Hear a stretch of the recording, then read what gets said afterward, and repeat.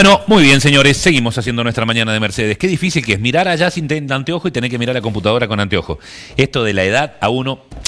son las 10 de la mañana con 43 minutos, aunque lo veo mejor en la pantalla, porque yo de lejos veo bien, entonces allá veo que dice 10 con 43. ¿Usted lo ve? No, no llega a ver. Allá, en el televisor del aire, no. Aquel es aire, el de aquel lado es aire, este es previo. Esto es lo que hacemos nosotros y aquello es lo que sale por el canal, ¿vio? Que tiene un delay, un tuki-tuki. Bueno, está con nosotros el doctor Carlos Felipe Díaz Lanes, es secretario del Juzgado Federal de Villa Mercedes. Estuvimos charlando con él el otro día antes de que se hiciera la destrucción de estupefacientes, de estas más de 1000 causas que había acumulado. No las 1000 causas que digo por suerte se desarrollan y se llevan adelante, después vamos a charlar con él de todo eso, pero hay elementos que se secuestran en esas causas que necesitan ser destruidos una vez que ya la Fiscalía corrobora y tiene todas las pruebas certificadas y todo lo demás, porque son elementos que son jodidos, son contaminantes, son elementos que comprometen porque tienen un alto valor de comercialización, estamos hablando de cocaína, estamos hablando de marihuana. Entonces, bueno, una de las facultades y una de las tareas que tiene el secretario del juzgado, que después además vamos a charlar con el doctor de todo esto de la nueva figura y de cómo viene o cómo queda la secretaría, y cuáles son las funciones que pasa a tener el secretario del juzgado. Pero digo, había que hacer la disposición final, si se quiere, Felipe, ¿no? Para darle un término bonito. Hay que destruirla, hay que quemarla, hay que eliminarla, esa porquería, ¿no? Buen día, ¿cómo estás? Buen día, ¿qué tal, Javier? Bien, bien, muy bien. Bueno, finalmente se pudo concretar esto, que también tiene todo un tema organizativo, digo, porque no estamos en Capital Federal donde tal vez hay lugares que están preparados para poder atacar este tipo de situaciones, sino que, bueno, hay que depender de la prestancia de una industria que tiene un horno que llega a la capacidad de temperatura que se necesita para provocar la destrucción efectiva de la cocaína, que tiene que superar los 800 grados, si no me equivoco. Bueno, hay toda una tarea logística que poner en marcha, pero además hay una tarea que es muy importante, Felipe, que es la de fiscalización. Digo, que efectivamente ese material secuestrado va a parar a el horno y no va a parar para otro lado, como charlábamos el otro día, ¿no? Tal cual. A ver, ahí has tocado un par de cuestiones, claro, que son de mucho interés. Cuando se habla de la justicia federal, uno cree que es una justicia que tiene absolutamente todos los recursos. Un jet privado parado en el aeropuerto esperando para llevar los funcionarios, como en Estados Unidos, ¿viste? Cada uno tiene un jet privado. No, yo realmente, desde que estoy en la justicia hace 7 años casi, porque antes ejercí la profesión durante 25 años, o sea, estuve de los dos lados del mostrador. Claro. Conozco las realidades de los dos lados, desde la abogacía libre y ahora desde dentro del Poder Judicial. Pero es algo que es muy evidente. La justicia federal no tiene los recursos necesarios para funcionar adecuadamente en algunos temas, sobre todo porque se reproduce la desigualdad que existe entre el conglomerado de esta macrocefalia que tiene Argentina. Dios está en todos lados, pero atiende en la capital, quiere decir vos. Exactamente, claro. Que tenemos todo en Capital y Gran Buenos Aires, y las provincias prácticamente tienen escasos recursos para trabajar. Lo que va sobrando. Mire, yo estaba revisando hace unos días qué es lo que pasa, por ejemplo, en jurisdicciones como Salta, Jujuy, ¿no? Donde, y uno dice, bueno, esto es mucho más claro. El tráfico por esas zonas de frontera es hablamos de enormes volúmenes. Claro. Bueno, estaba viendo que se incineraron 3,5 toneladas de drogas entre cocaína y marihuana. A la flauta. Y tuvieron que recurrir a una empresa privada. Ah, o sea... Porque no hay un horno pirolítico en condiciones de funcionar. Onda Felipe Díaz Lanes y Cranza. Pero esto no debe pasar en la justicia federal. Nosotros, a ver, yo soy una persona que trabaja de una manera muy puntillosa. Durante la feria de enero hicimos un listado de las 1.400 causas en las cuales había secuestros de drogas.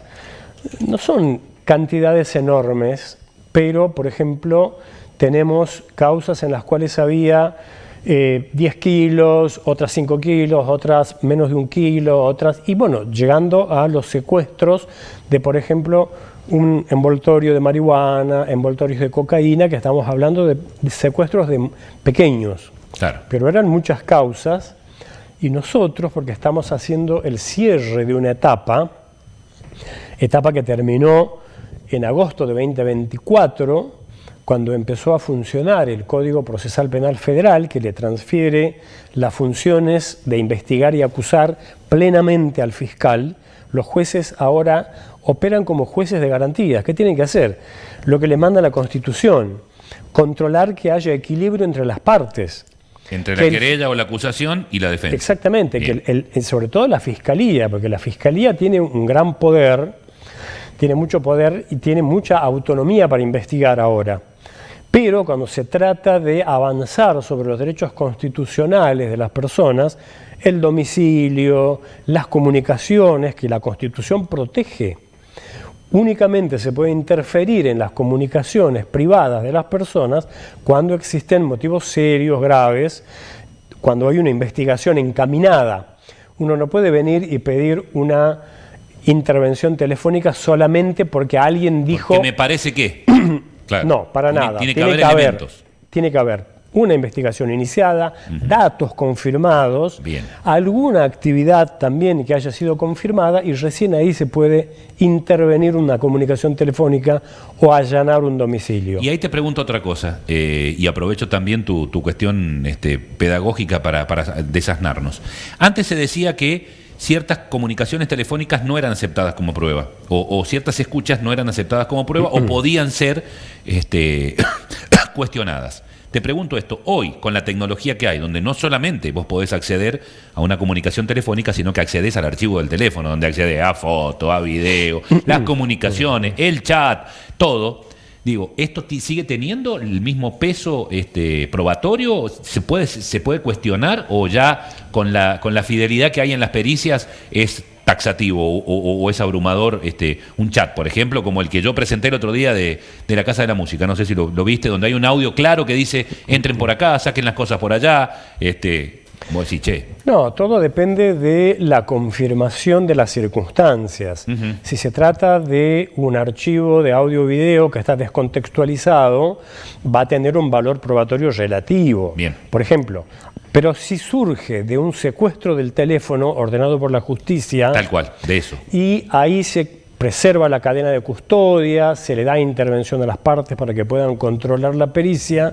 En esos casos el valor probatorio se incrementa, porque además hay una influencia verificada mutua con otras pruebas, ¿no? Entonces, esos contextos son diferentes a que aparezca, por ejemplo, un audio o un video, como se puede hacer hoy con inteligencia artificial, claro.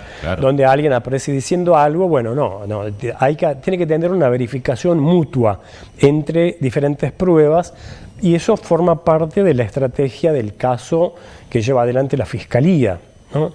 Hoy se puede requisar a las personas únicamente con orden del juez.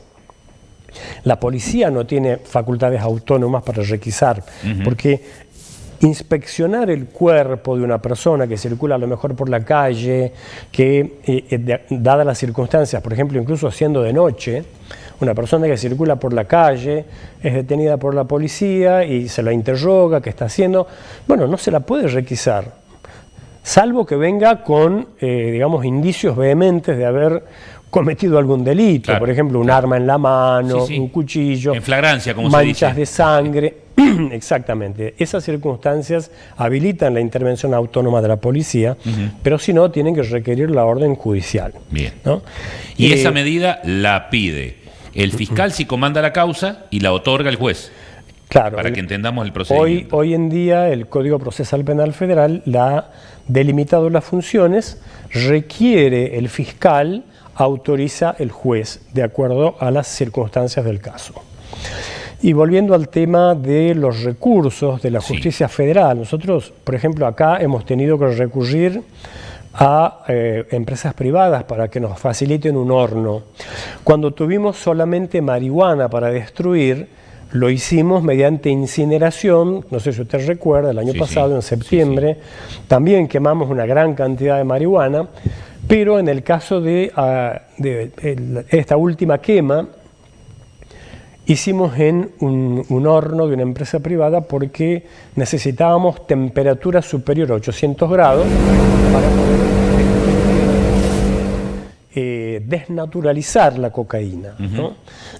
Por eso utilizamos este método de incineración que nos permite asegurar que la cocaína efectivamente ha sido destruida. Claro, claro, claro. Perfecto. Estaba justamente, mientras charlo con vos, me quedó dando vuelta lo que me dijiste de los 3.500 kilos y veo que inclusive el horno es similar donde se quemó. Acá lo tengo acá, mira. Sí, es un parque industrial de una empresa que es forestal y tiene metalúrgica, que tiene varias actividades. Estaba viendo acá que es y muy parecida. Tienen un horno bastante parecido al que utilizamos nosotros.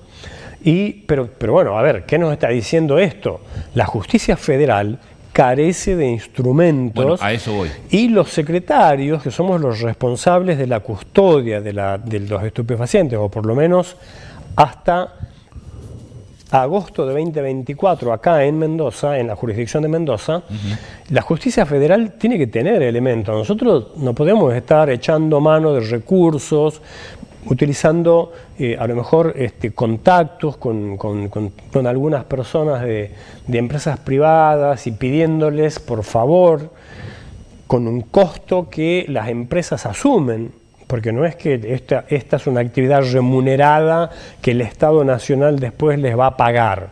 Esto es un costo para la empresa y con mucha buena voluntad nos facilitaron esta posibilidad de incinerar los estupefacientes. Ahora, esta carencia también la tenemos en materia de intérpretes, en materia de peritos.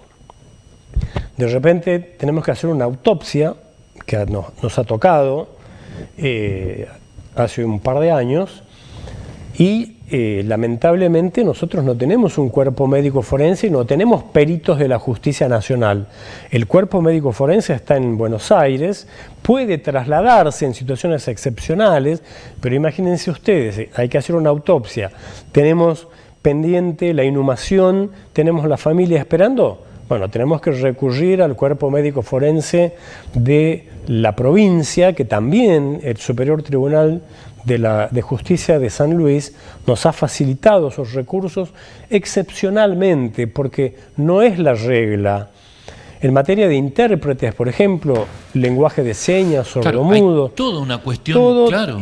Y nosotros tuvimos que recurrir, porque, a ver, la situación que se da es que usted tiene un detenido que es sordomudo.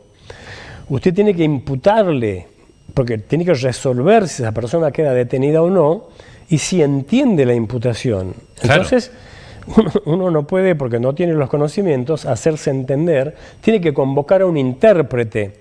Bueno, pagarles a los intérpretes que intervienen en una causa es iniciar un expediente ante el Consejo de la Magistratura, pedir, bueno, un trámite burocrático realmente que no condice con la urgencia que suelen tener estas situaciones y que tienen que ser resueltas, atendidas, y que normalmente lo hacemos los secretarios, organizamos todo este tipo de intervenciones en materia de peritos, pero eso también refleja y que, la como vos debilidad. Decís, tenés que salir a emparchar, porque es, che, no me da una mano, che, como y las realidades de la justicia federal tremendo. Son diferentes en la ciudad de Buenos Aires. Totalmente. Y en las ciudades que son cabecera de jurisdicción, Mendoza, Córdoba, Salta. Donde hay cámaras, donde hay, pero es mucho peor al interior. Por ejemplo, San Luis, Villa Mercedes, son juzgados que tienen absoluta carencia de recursos para este tipo de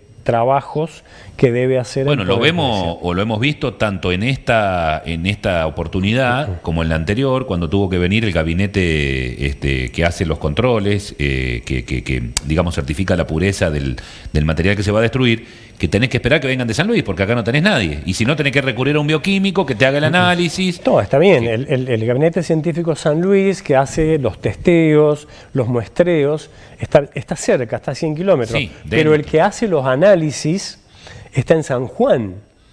El laboratorio que determina la cantidad de estupefaciente que tiene cada sustancia. Está bien. Ahora yo voy a ser malo, ¿no? Y me voy a poner del otro lado. Defiendo a alguien al que vos le secuestraste cocaína, ¿bien? vos tenés que agarrar esa cocaína y mandarla a San Juan para que la determinen cuánto grado de pureza, para ver qué le vas a imputar a la persona y todo. ¿Y qué pasa si yo te cuestiono la cadena de custodia de ese material desde que sale de Villa Mercedes hasta que llega a San Juan? Bueno, nosotros tenemos un procedimiento que se respeta. Sí, entiendo. Yo intervengo en todas las tomas de muestras. El gabinete toma fotografías de cada contramuestra, de cada muestra y contramuestra que se obtienen, y cerramos los sobres. Eso se remite al Gabinete Científico San Juan, se notifica a la parte que puede asistir a la pericia. Por ejemplo, podría designar un abogado, un perito en la ciudad de San Juan. Bien. Y estar presente el día que se abren las muestras.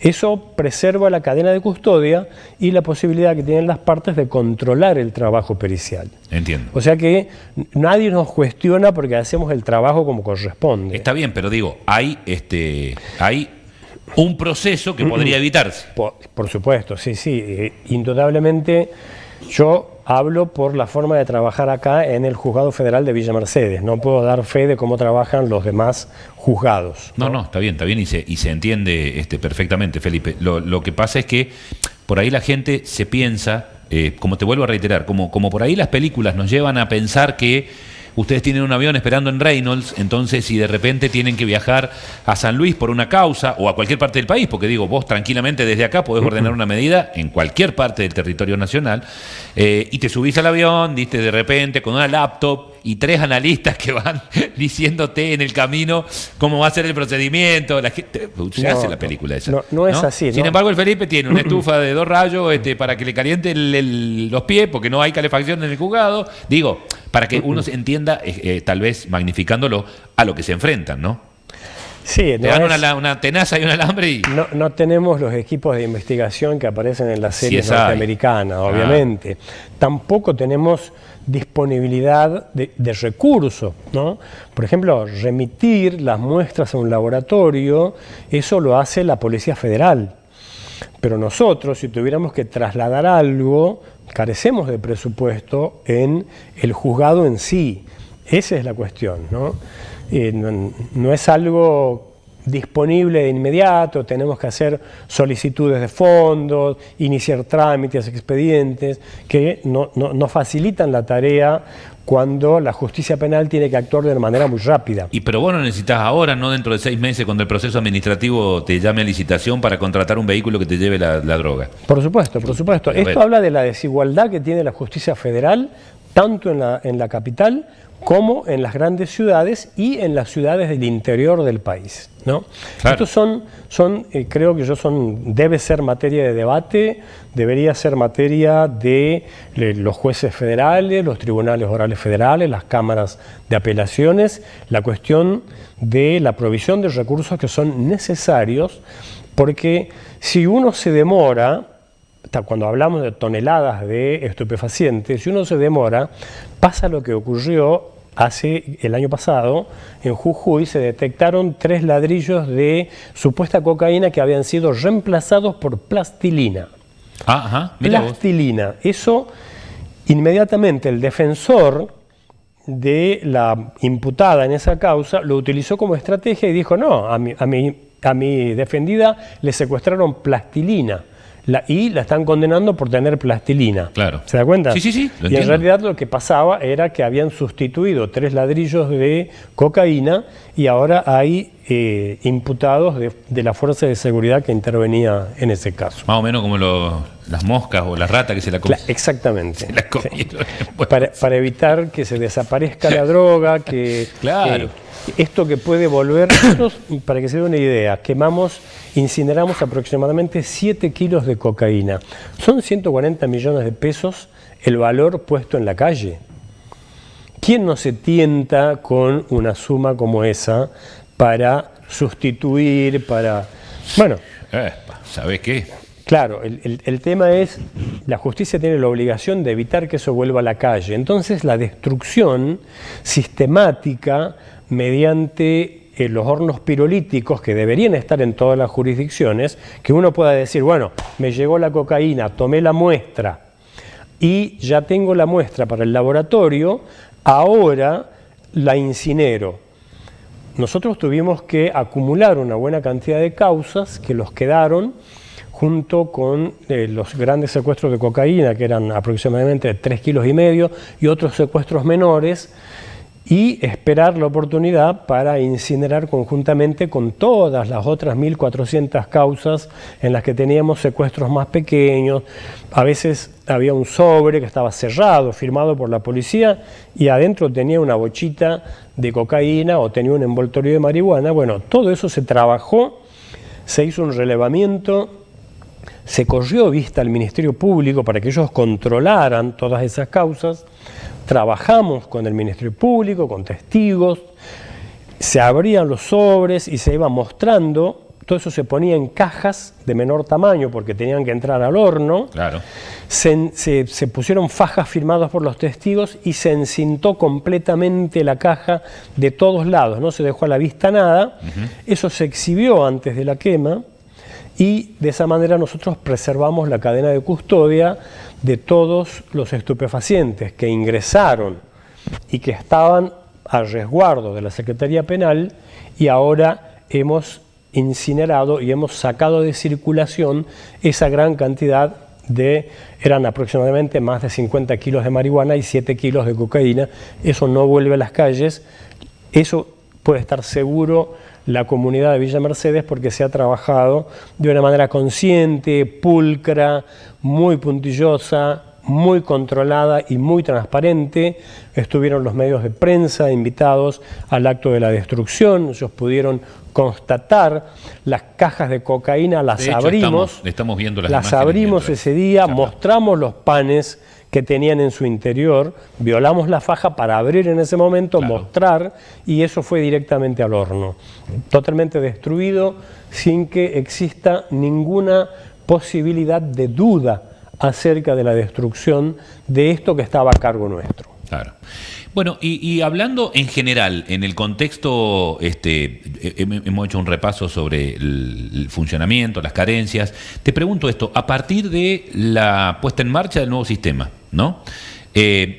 ¿Cómo queda la figura del secretario del juzgado? ¿Cuál es el rol que pasa a tener la secretaría del juzgado? Porque digo, antes la secretaría penal, ¿qué hacía? Instruía, colaboraba con el juzgado en el desarrollo de las causas. Muchas veces hasta otorgaba o no medidas, ciertas medidas, ¿no? Ahora bueno, no. En el antiguo Código Procesal Penal de la Nación, el juzgado se compone de distintos órganos. Uno de ellos es la Secretaría Penal, que tiene por función tramitar todas las causas. Antes se llevaban expedientes de papel. Nosotros a partir de 2020 empezamos a digitalizar. Hoy prácticamente está todo digitalizado, no hay presentaciones en papel, son muy pocas. Todas se incorporan mediante documentos digitales al sistema de gestión judicial LEC-100, y nosotros hasta fines del año pasado teníamos unas 470 causas todavía en trámite. Este año comenzamos a cerrarlas y estamos llegando prácticamente al final de lo que se llama la etapa residual. Son causas tramitadas bajo el código anterior, y a partir de agosto de 2024, digamos, la Secretaría a mi cargo tuvo que ceder personal para la oficina judicial, que es otro órgano, ya tramitando bajo el Código Procesal Penal Federal, sistema acusatorio pleno, fiscal que acusa, investiga, y juez de garantías que otorga o no, de acuerdo a las circunstancias, todas las medidas que tienen incidencia sobre los derechos de las personas. Perfecto. Nosotros desde 2024, como funcionando la Secretaría en los dos roles, ¿no? Todavía tramitando lo residual y ya tramitando lo nuevo, funcionando como lo que se llama el equipo del juez, trabajamos en aproximadamente 400 resoluciones desde agosto de 2024. En 2 años, 400 resoluciones tomadas en el marco del nuevo Código Procesal Penal Federal, más las 470 causas en trámite hasta diciembre del año pasado, y que estamos ya cerrando, elevando a juicio las últimas, archivando aquellas causas en las cuales no hubo prueba, o por ejemplo se declaró la inconstitucionalidad de tenencia de pequeñas cantidades de droga, aplicando una jurisprudencia de la Corte Suprema de la Nación, que es el fallo Arriola, ¿no? Que dice que si una persona tiene una cantidad muy pequeña que es para su consumo, es una decisión de la persona que tiene que ver con su propio proyecto de vida y la justicia no tiene nada que hacer. Ah, fantástico. Eso hay una escala, digamos, un gramaje. Bueno, no... Porque yo puedo tener 1 kilo. No. Una cantidad perdóneme, doctor, razonable. lo tengo para consumo, para cuando vienen los muchachos. No. Una cantidad razonable como para que una persona pueda consumir, digamos... El Ministerio Público tiene escalas de cantidades que ellos aplican porque también hay una política criminal, ¿no? El procurador fiscal, que es el órgano máximo del Ministerio Público, y la Procunar, que es la Procuraduría de Investigación de Narcotráfico, ellos tienen escalas que ya más o menos vienen aplicando. Dice, a ver, una persona que tiene 10 gramos de cocaína podemos considerar que es para consumo personal. Bien. Ahora, si la tiene fraccionada, tiene 20 envoltorios, se lo vio vendiendo en la calle... Hay balanzas, tiene una... atiende por la ventana, claro. Exactamente. Las circunstancias ya inducen a pensar que se trata de otro tipo de hecho, claro, y puede ser alcanzado por una figura de tráfico, narcomenudeo, podría ser, o... digamos, almacenamiento, una tenencia simple de estupefacientes. Ahora, hay una cuestión en esto, ¿no? Nosotros lo vemos. Yo que estoy en los grupos de prensa de la policía y demás, es todo el tiempo, todos los días, 2, 3 casos de esto, viste, que se llama Misión Sarmiento, ahora esto que se hace en conjunto con Gendarmería, la Justicia Federal, la provincia, lucha contra el narcotráfico, bueno... todos los días. Y vos decís, che, loco, pero brotan como gramilla. ¿Cómo es la historia? Porque es increíble. Voltean 5 y al otro día voltean 5 y al otro día voltean, y al otro fin de semana hacen cagar 10, perdón la terminología, pero digo, y te enganchan en Merlo, y te enganchan en San Luis, te enganchan en La Ruta, y te enganchan en Mercedes, y el kiosco de San Antonio, y el kiosco de las 365, y el narco de... Dios mío, algo es tremendo. Es decir, che... Sí. ¿Cómo lo controlas todo eso? Yo creo que el fenómeno puede ser visto desde dos lugares, ¿no? Desde el punto de vista del que vende a pequeña escala, está intentando a lo mejor suplir alguna carencia económica. Sí.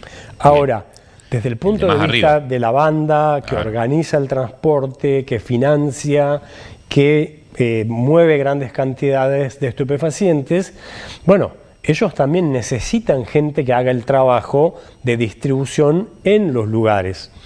Entonces, por un lado la necesidad y por otro lado la organización. Yo creo que cuando la organización recluta, precisamente busca gente, claro, que está en condiciones económicas desfavorables que tienen una necesidad tremenda, claro, buscan la tentación de una salida fácil para hacer dinero, sí, que a lo mejor funciona durante un tiempo, pero después las investigaciones conducen a descubrir... Después los propios narcos, cuando te convertís en una molestia, te...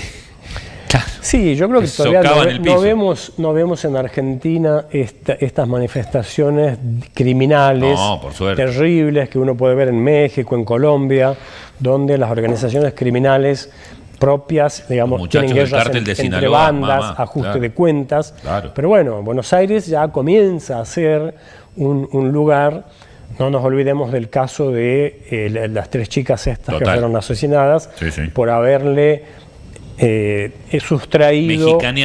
Mexicaneado. Como se conoce en la jerga, ¿no? Mexicaneado. Como se dice, claro, un kilo de cocaína al pequeño J. Al pequeño J, sí. Y eso fue un ajuste de cuentas, claramente. Totalmente. Bueno, ojalá no lleguemos nunca, ¿no? Pero digo, más de una vez nosotros hemos tocado acá el tema y hemos charlado de que lamentablemente Argentina se podía rumbear hacia un narcoestado si es que la cosa no se le ponía un freno en serio. Yo creo que se ha tratado y se está trabajando y hay una política seria de combate, porque si no a esta altura nos hubiese pasado por arriba la ola, creo.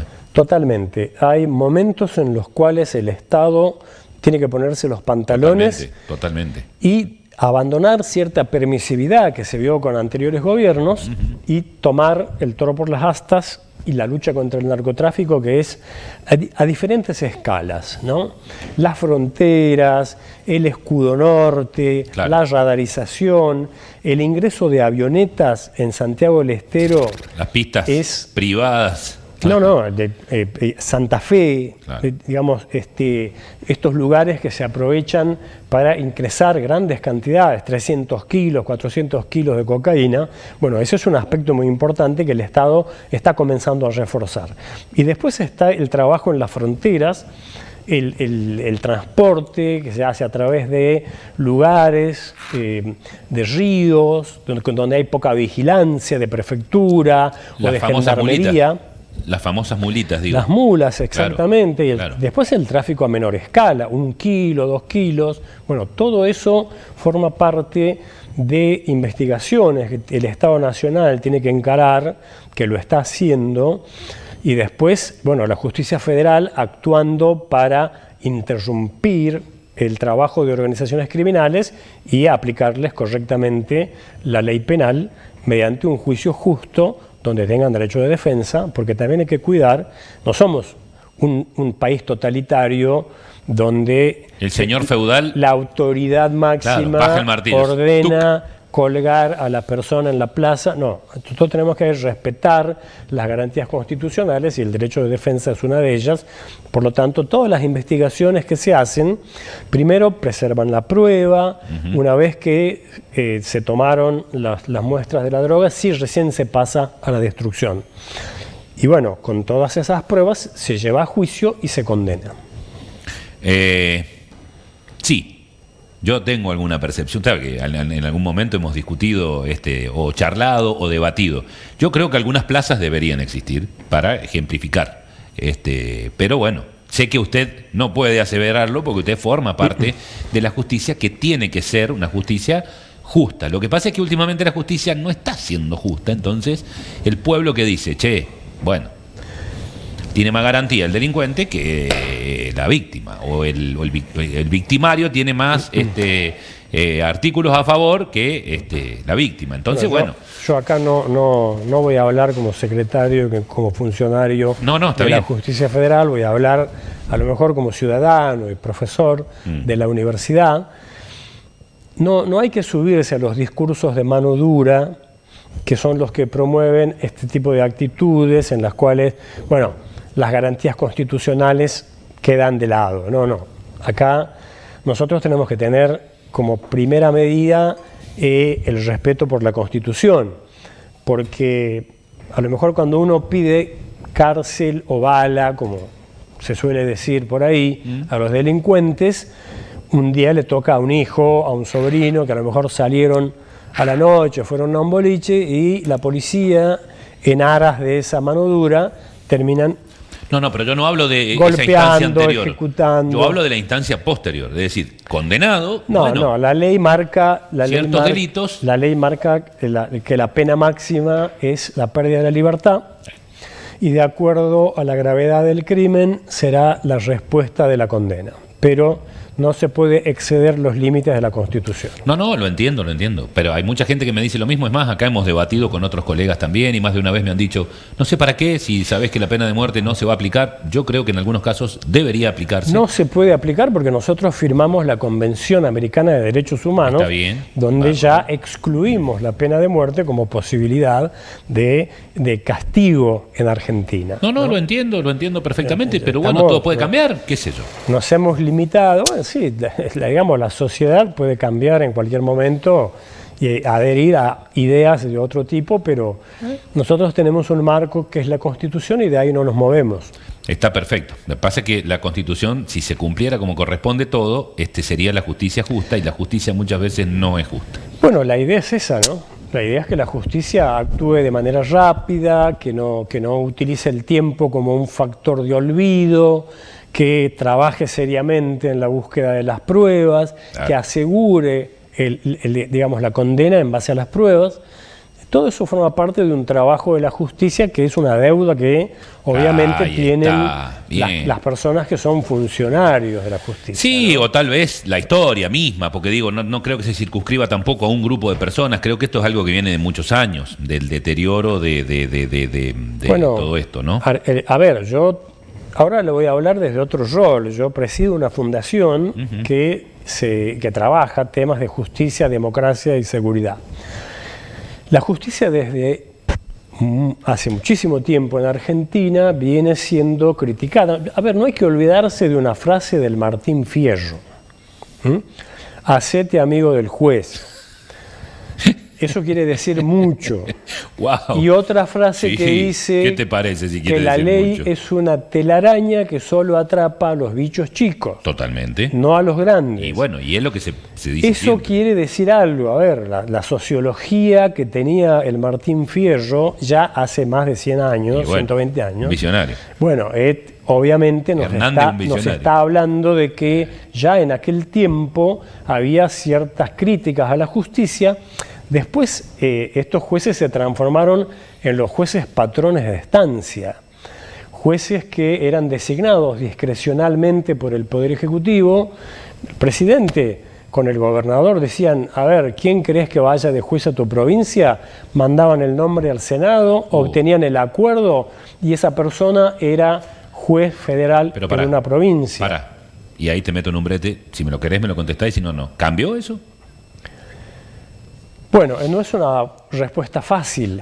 La reforma de 1994 de la Constitución estableció una limitación a la discrecionalidad total del Poder Ejecutivo porque diseñó un sistema de selección de los jueces basado en concursos donde hay que demostrar idoneidad y creó el Consejo de la Magistratura de la Nación, pero la discrecionalidad del presidente en la elección de los jueces hoy aparece como que estuviera presente todavía en los procedimientos de selección de jueces porque el Consejo de la Magistratura, que tiene una composición diversa, jueces, diputados, senadores, abogados y académicos, va encontrando las formas de ser discrecional dentro de los concursos. Operan. Exactamente. Bueno, fue malo, Felipe, pero es la verdad. Digo, está bueno.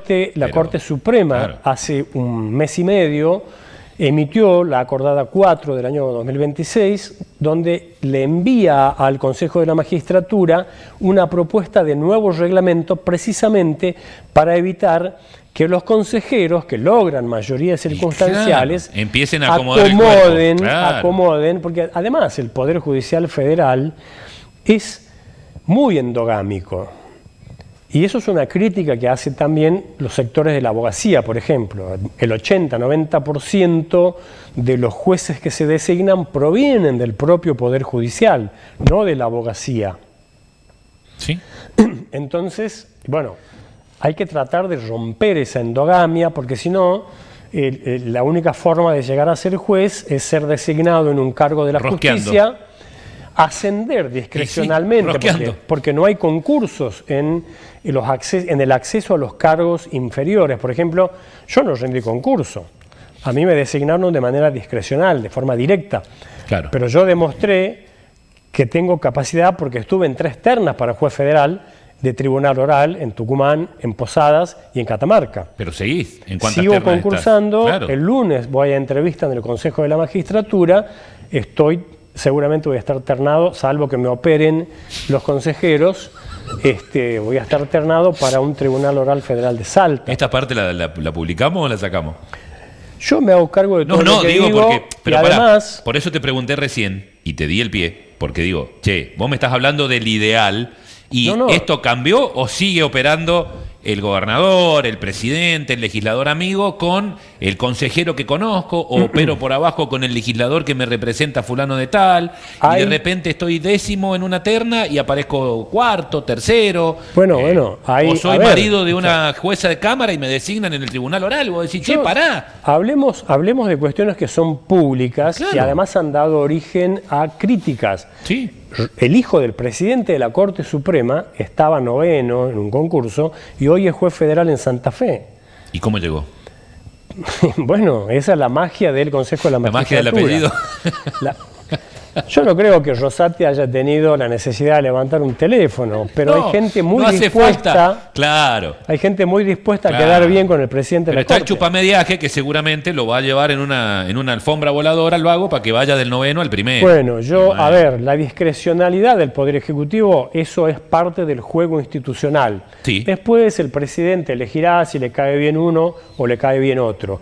Pero el Consejo de la Magistratura... Pero perdón, insisto acá en tiene- algo. Constitucionalmente, ahí vos me estás hablando de que ya hay una inconstitucionalidad, pues se supone que tenemos un sistema de gobierno republicano, representativo y federal, en el cual no se puede intervenir en un poder y en el otro. Y vos me estás diciendo que el presidente tiene injerencia directa en la designación de jueces, que son No, del poder no judicial. no hablo del presidente, Bueno, los operadores del presidente, hablo del propio Poder Judicial. o el ejecutivo en el judicial, y El saquemos la propio figura.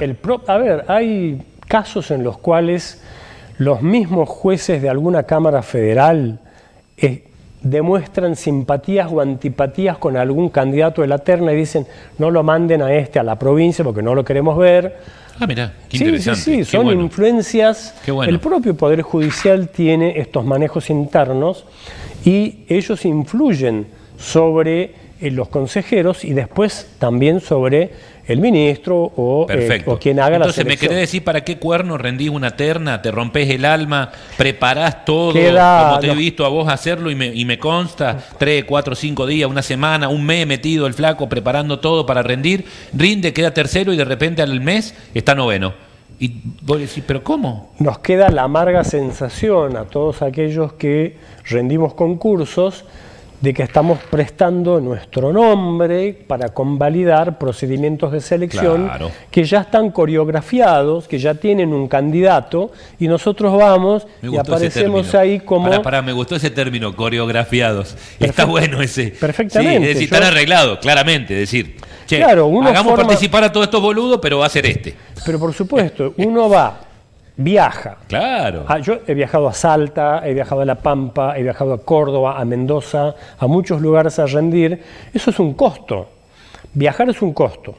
Rendir es otro costo, porque son exámenes de 8 horas. Yo he rendido hasta 4 exámenes seguidos, de martes a viernes, en Córdoba. Sí, sí, me consta. Todavía no están resueltos esos concursos.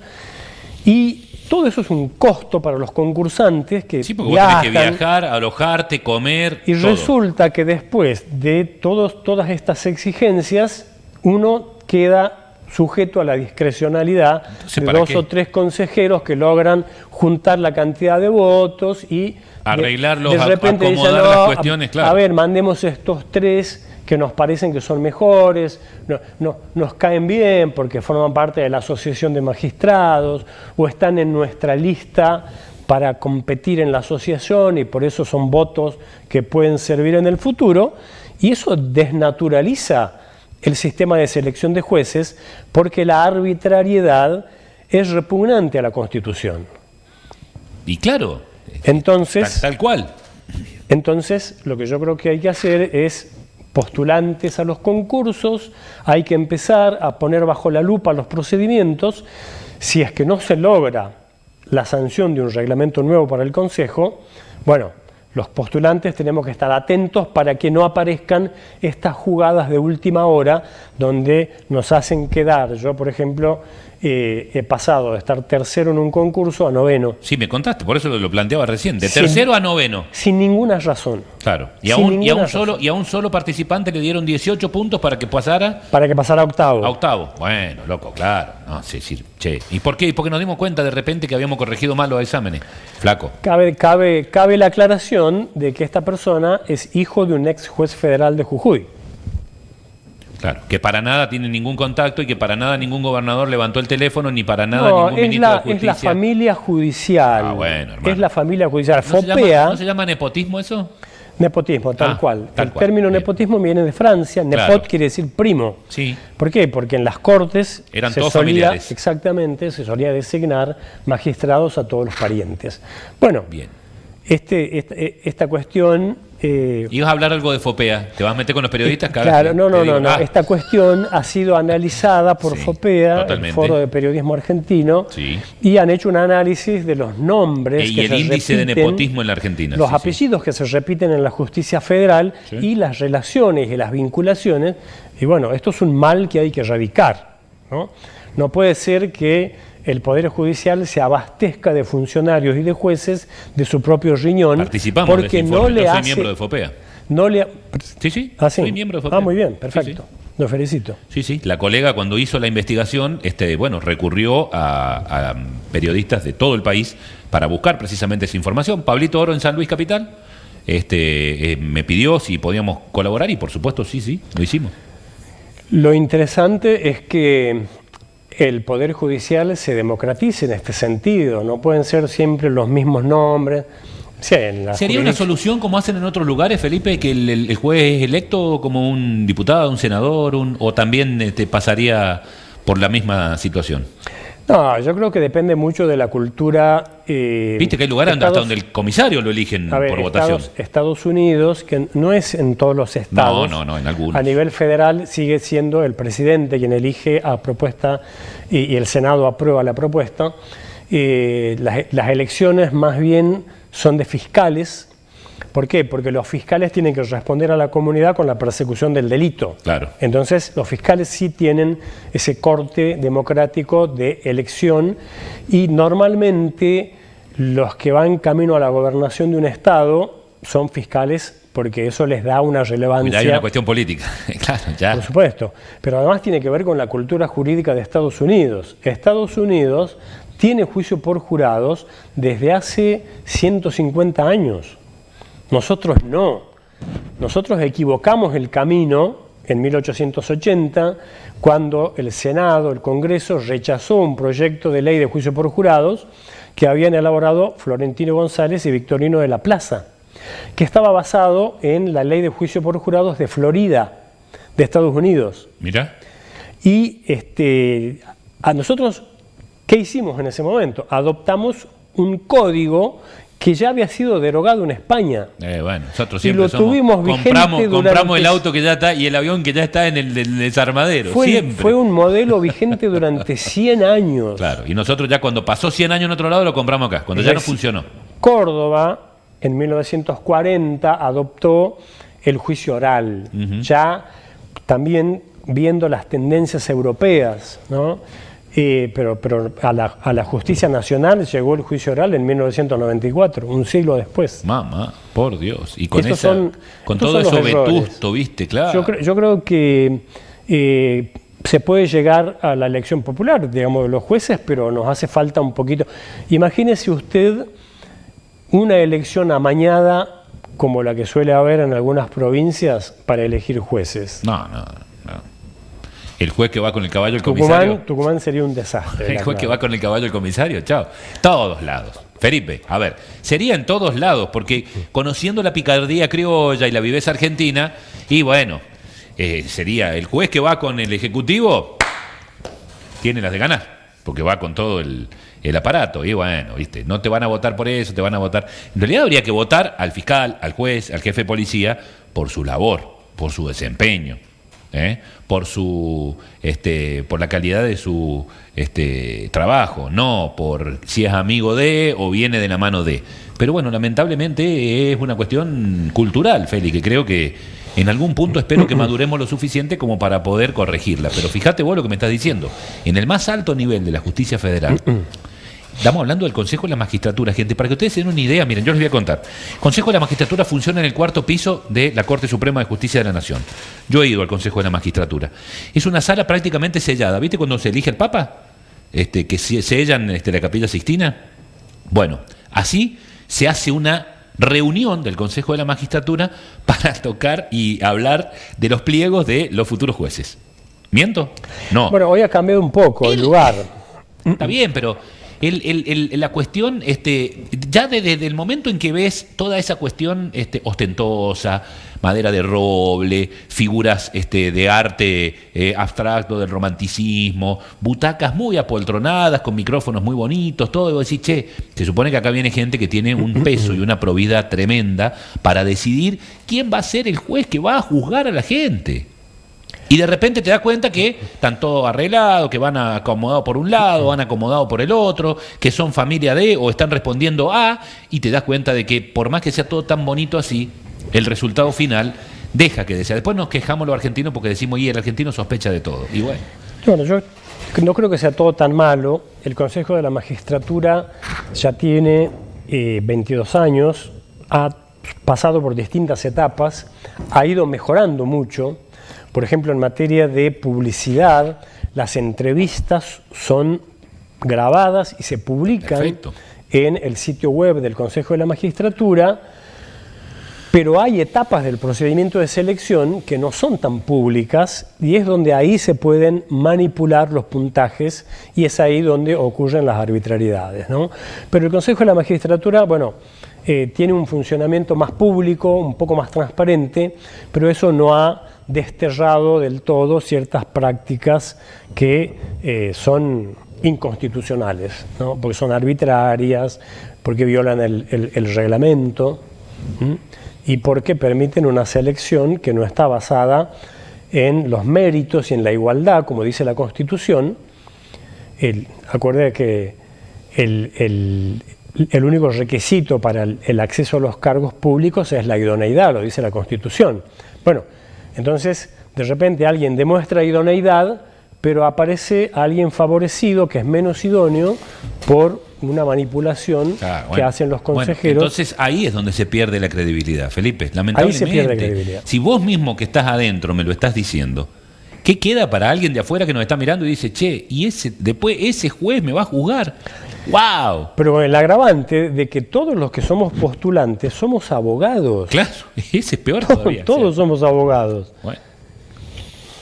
¿Qué querés que te diga, Feli? La verdad, para muestras basta un botón, ¿no? Y nos pasa todos los días y nos pasa en todo ámbito. Esto de que vos decís del nepotismo, del primo de con el tío de y el abuelo de él, es todo el tiempo. Entonces vos decís, che, loco, ¿y cuándo va a cambiar esto? Se suponía que llegaba un gobierno que iba a acabar con la casta y tiene al jefe de gabinete investigado que mientras más lo tocan, más sale. Entonces, viste, es decir... Bueno, no hay que perder la fe. La esperanza es lo último. No hay que perder la fe, todavía estamos a tiempo de modificar muchas cosas, pero necesitamos valentía. Madurar también. Necesitamos valentía también para denunciar, necesitamos valentía para poner en evidencia estas cosas. Y bueno, eso a veces suele tener un costo y la gente prefiere no pagarlo y seguir con lo que tenemos.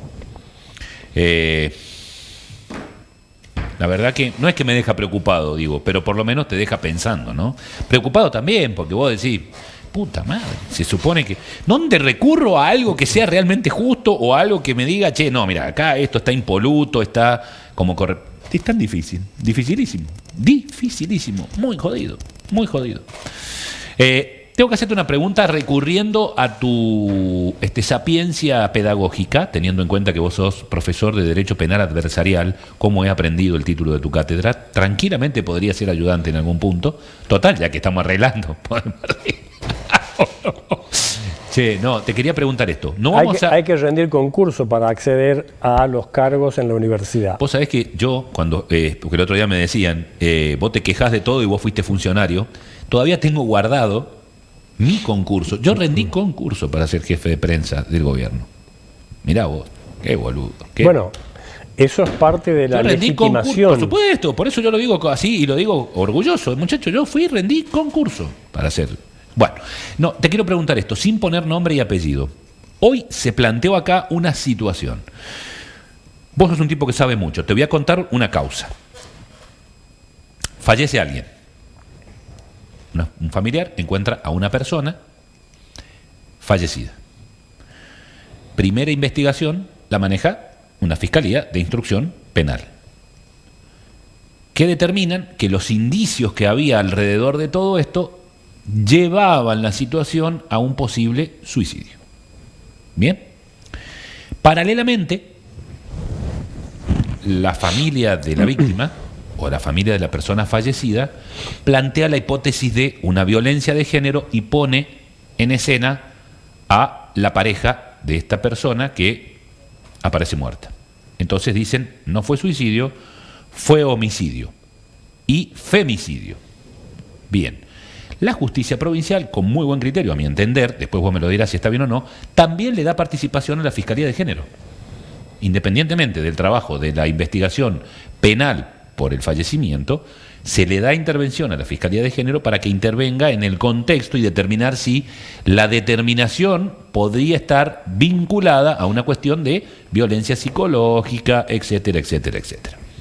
Pasa el proceso de investigación, ambas fiscalías resuelven que no hay elementos ni para caratular la causa como homicidio, ni para vincular el homicidio con una cuestión de violencia, y dicen, señores, esto fue un suicidio, se cierra la causa. Bien, apela la familia y van a la revisión del fiscal de juicio. El fiscal de juicio dice, analizando todos los elementos, consideramos que, o considero que está bien fundada la decisión de las fiscales. Por lo tanto, propongo cerrar la investigación. Vuelven a apelar y va a una jueza de apelación de un tribunal superior. ¿Qué dice la jueza? Bárbaro, tiene razón la fiscalía y tiene razón la fiscalía de juicio. La causa, al parecer, para nosotros no está vinculada a un homicidio ni a una cuestión de violencia, pero le vamos a permitir a la querella que haga una investigación privada de este hecho. Y ahí me surgen dudas a mí. Yo, Felipe, no soy abogado, pero a lo largo de tantos años uno va tomando cierta gimnasia en todo esto. Y te pregunto a vos, como un tipo que de esto sabe y mucho, si esto no pone en serio riesgo de sentar jurisprudencia, teniendo en cuenta el tipo de delito del que estamos hablando, de que de repente no te condene la justicia, pero venga un abogado y te condene y te diga, yo te investigué, tengo prueba, esto, lo otro, pim, pum, pam, vos sos asesino. ¿Estoy errado en lo que estoy pensando o me voy para un lado, me voy para el otro? ¿Qué opinás vos si te lo planteo desde eso? Ponele que estamos en la facultad, ¿no? Y un alumno te plantea este caso. ¿Cómo lo ves vos? ¿Qué te parece? ¿Está bien? ¿Está mal? ¿Está buena la decisión? ¿No está buena? Yo no voy a hablar sobre la bondad o el acierto de decisiones. Yo puedo explicarte un poco. Esto nos lleva a el sistema de ejercicio de las acciones penales. ¿Quién ejerce la acción penal? Bueno, hay diferentes tipos de delitos. Hay delitos que son de acción pública. ¿Por qué? Porque el Estado está interesado en investigar y castigar. Hay delitos que son de acción privada porque solamente afectan un interés de una persona que al Estado no le interesa.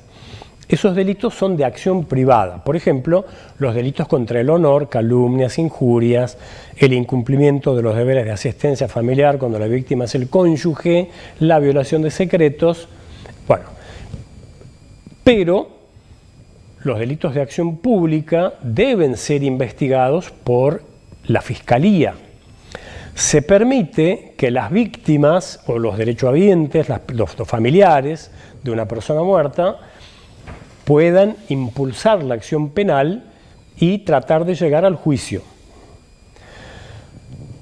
Esto cambió en los últimos años con la llegada del proceso penal adversarial. Se introdujeron modificaciones al régimen de ejercicio de las acciones penales y se modificó un artículo del Código Penal en el cual se introdujeron algunas causales de extinción de la acción. Una de las causales de extinción es el abandono por parte del Ministerio Público del ejercicio de la acción penal mediante lo que se llama la conversión de la acción penal pública en privada.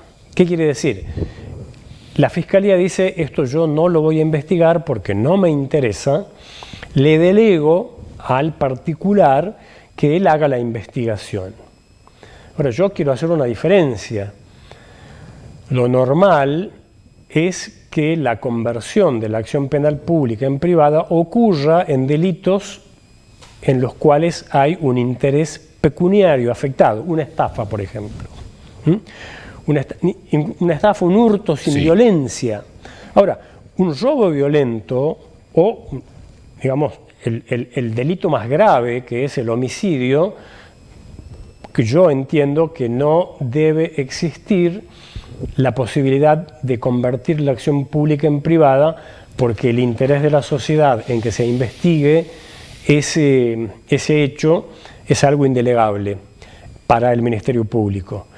Ahora, como una forma de satisfacer a la querella, Bueno, pero en ese caso satisfacemos a la querella que acusa a un violador, que la justicia dijo que no lo era. Lo que pasa es que ahí entran en tensión otros derechos constitucionales, por ejemplo, el ne bis in idem, el derecho a no ser investigado más de una vez por el mismo delito.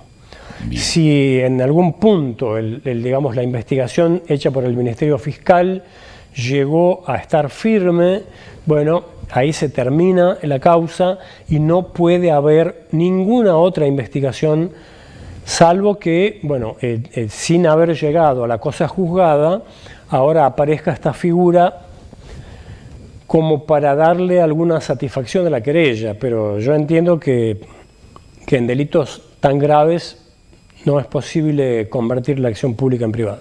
Bien, bárbaro, me encantó porque esto puede sentar un precedente que complica. Después, viste, los abogados, viste cómo son los abogados, no te lo voy a decir. Después los abogados se agarran de cualquiera. Pero allá, mira, en San Luis, una jueza dijo... Pero hay que hacer otra aclaración. Esto no significa que la van a condenar. Lo único que le dice es investigue y si usted cree que tiene pruebas, vamos a un juicio. Vamos a un juicio. Bien, ahora, si ya la justicia desestimó, ¿se considera causa juzgada o no? Depende de si estaba firme el último pronunciamiento. Sí, todos firmes. Todos ahí... firmes los que desestiman la hipótesis. Está bien, no hubo un juicio. Directamente la causa no sigue. Hay casos en los cuales no hay juicio, pero hay un sobreseimiento. Claro. Cuando el sobreseimiento queda firme, ahí se produce la cosa juzgada y hay una garantía constitucional que impide la persecución penal 2 veces por el mismo delito. Bien, perfecto. Sí, eso yo lo tenía claro y lo planteé hoy. Pero también me dijo la persona que había que ver cómo interpretaba el tribunal. Si lo interpretaba como cosa juzgada, al no haber un juicio, si lo podía interpretar como cosa juzgada o no, porque no se juzgó a esa persona, pero tampoco se llegó a elevar la causa a juicio porque no hubo elementos suficientes. Por lo tanto, decir, si vos no encontraste elemento antes, ¿por qué lo encontrás ahora? Claro, hay cosas juzgadas cuando la última sentencia no es impugnada en el plazo que fija la ley y se produce la firmeza. Bien. Ahí hay cosas juzgadas aún cuando no haya juicio. Perfecto, listo, excelente. Un golazo, realmente un capo. No importa que sea mi amigo, pero es un capo. Gracias, Feli.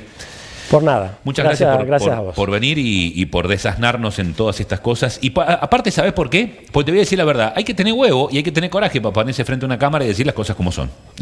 Muchas veces jode y muchas veces me pasa que, pero son realidades. Te cuesta y las críticas a veces son para mejorar. Totalmente, totalmente. Bueno, lo despedimos al doctor Carlos Felipe Díaz Lanes, secretario del Juzgado Federal. Gracias por venir, Felipe. Buen fin de semana. ¿Qué tenemos, chicos? Nosotros tenemos que ir al móvil.